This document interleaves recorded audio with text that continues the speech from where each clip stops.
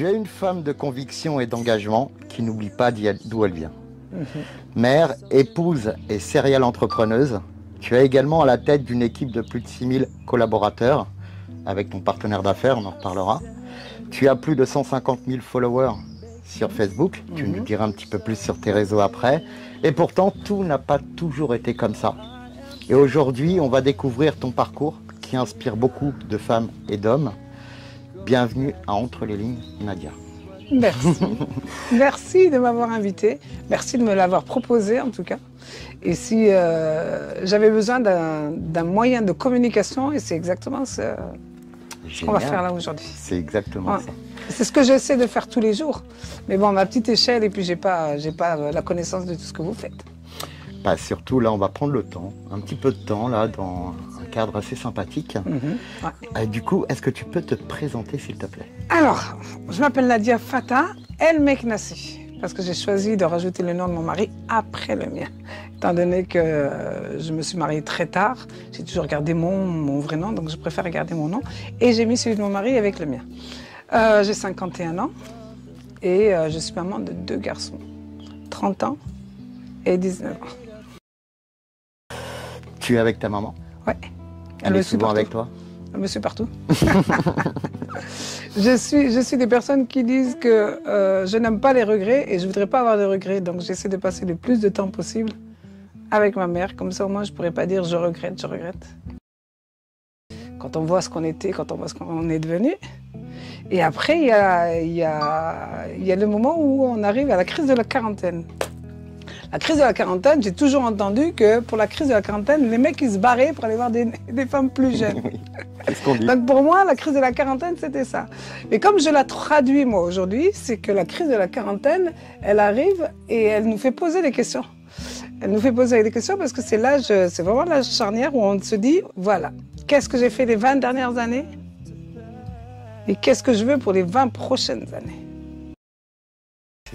Donc, ça s'apprend. Ça s'apprend. Ça s'apprend. De changer de comportement, ça s'apprend.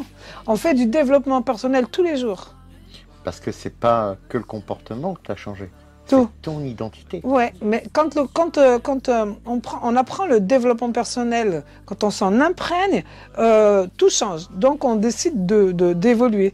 Et on évolue par le changement physique. Voilà. Le physique peut engendrer le changement interne. Le physique, les cheveux surtout. Les cheveux surtout. En coupe de cheveux, on change une coupe de cheveux, on change de personnalité. Je suis d'accord. Ouais. On change de personnalité, on change de mode de vie. Et j'ai dit, comment est-ce que je vais faire? Je vais chercher sur Google, savoir comment est-ce que je peux travailler le marketing de réseau, mais pas comme elle travaille, parce que ça ne m'intéresse pas. Je veux vraiment le truc pour aller vite et tout de suite et tout. Et c'est là où je tombe sur mon mentor, si jamais tu regardes, Christophe Tamray, qui lui m'a tout de suite, il m'a fait comprendre tout de suite. J'ai regardé des vidéos gratuites. Ces vidéos gratuites, j'ai été à ces Zooms gratuits à 18h, machin et tout. Je commençais à comprendre le truc et tout. Et je me suis vraiment formée avec lui. Et à partir du moment où il m'a dit, parce qu'il l'a dit à tout le monde, hein, mais à moi, il m'a parlé, ça m'a impacté. Il a dit entre 3 et 5 ans, vous avez une liberté financière. Si c'est possible de ça, d'avoir une liberté financière entre 3 et 5 ans avec ça? Je retourne chez ta mère, d'accord, je retourne chez ma mère. Là, au bout de 7 ans, dans cette industrie, je vais pouvoir arrêter.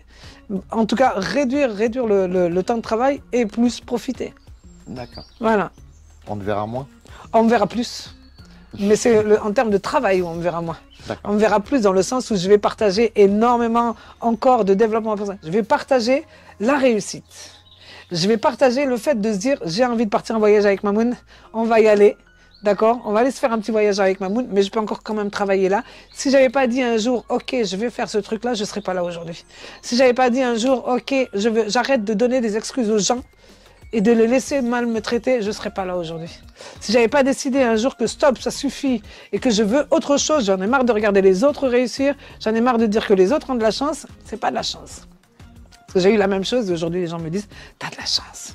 Je dis « non, c'est pas de la chance ». Non, j'ai bossé. Yeah. J'ai bossé, mais j'ai appris sur moi. Génial. Quand on réussit, on dit toujours, ouais, c'est moi, c'est grâce à moi parce que j'ai fourni tout le travail. Et quand on réussit pas, qu'on échoue, ouais, c'est de sa faute. C'est de leur faute. Les produits sont chers. Ma marraine n'était pas là. Oh, mais non, mais les clients, ils veulent pas. Ah, mais mes lives, il n'y a personne dessus. On a tous commencé comme ça. Hein. La seule chose qui a fait la différence, c'est la persévérance. Persévérance, personnalité. Quand on regarde mes vidéos avant. Il y en a qui me disent, ouais, mais non, mais moi, je peux pas faire ton boulot. Nadia, je sais pas filmer. Si tu veux regarder mes premières vidéos, je les ai laissées sur YouTube. Je filmais comme ça, on voyait ma tête ici, le maquillage était là. On voyait ma tête qui filmait ici, et tout le maquillage était là. Et quand je me regarde maintenant avec les premiers lives que j'ai fait, bonjour, j'espère que vous allez bien. Alors, on va faire un maquillage. Quand je regarde ça, je dis, c'est pas possible. Et tout ça, je me retenais parce que je pensais que c'était l'image qu'on devait donner quand on va présenter du maquillage et tout. Et à un moment, j'ai dit, hey, oh, basta, terminé. Je vais vous montrer comment je suis. Et puis terminé, voilà. Et là... Restez vous-même. Les autres sont déjà pris. C'est ça. C'est ça. Restez vous-même, les autres sont déjà pris. Et puis, on m'a souvent dit, Nadia, tu dis trop de gros mots. Nadia, t'es vulgaire. Je suis désolée, mais tous les mots que je dis, ils sont dans le dictionnaire. D'accord? Et on m'a souvent dit, tu ne représentes pas le maquillage, tu ne représentes pas la femme et tout. Et par rapport à mon comportement et tout, je dis non, peut-être, mais je représente la majorité des personnes qui sont chez elles en train de regarder les lives et la majorité des personnes qui sont dehors. Je ne suis pas venue pour faire une youtubeuse que vous trouvez sur YouTube. Celle-là, vous pouvez y aller, elle va parler comme vous voulez, elle va vous expliquer comme vous voulez. Moi, je parle à toutes les femmes, les ménagères qui sont à la maison et qui sont comme moi. Voilà. Ah, t'es malade? Non. T'as un membre de ta famille que t'as perdu? Tes enfants vont bien? Est-ce que t'as mangé à midi? T'as de quoi manger ce soir? Oui, alors ça va. Parfait.